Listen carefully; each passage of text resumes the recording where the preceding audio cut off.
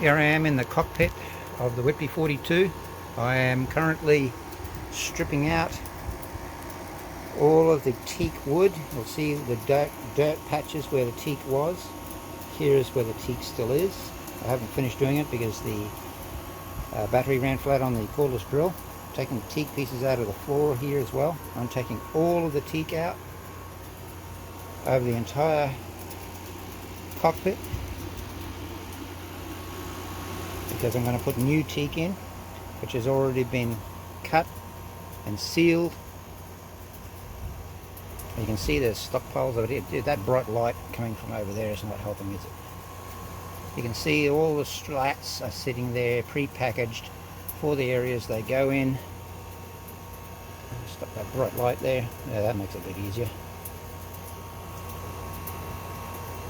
And you can see there's plenty of it to be put back in.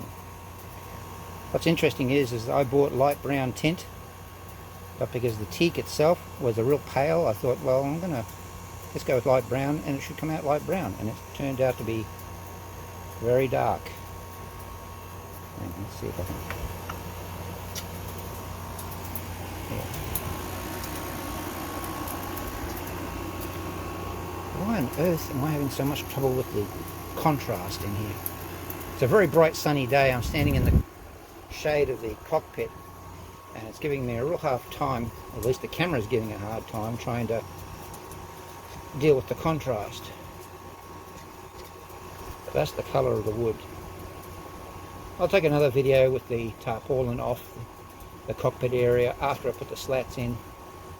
I hand cut all these. I used a table saw to get the 1.5 inch width right, and I used the table saw also for doing the thicknesses for most of it as well. There's only a few strips that I actually used a plane, an electric plane, to actually get the thickness right. And of course a lot of them are unique shapes to go around certain objects, like this here.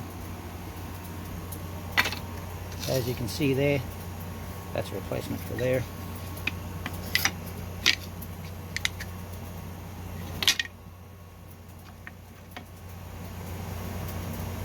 That'll make it look much prettier once the whole cockpit covered in newly stained and sealed teak wood. I'm going to speak about what I used as a stain soon, once I've finished putting it all down and I take a fresh video of that. I found a product on the market that's not typically used on boats, but it is used for marine decking. And I liked what I was reading regarding what it does, and I'll explain that more to you once I get this job done.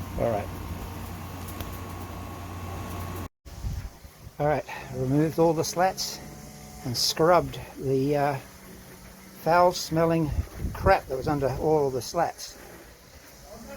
So that's all done now, and we can... Yo! Alright, all the slats have been done. As you can see here, they've all been put in the floor and the entire cockpit area.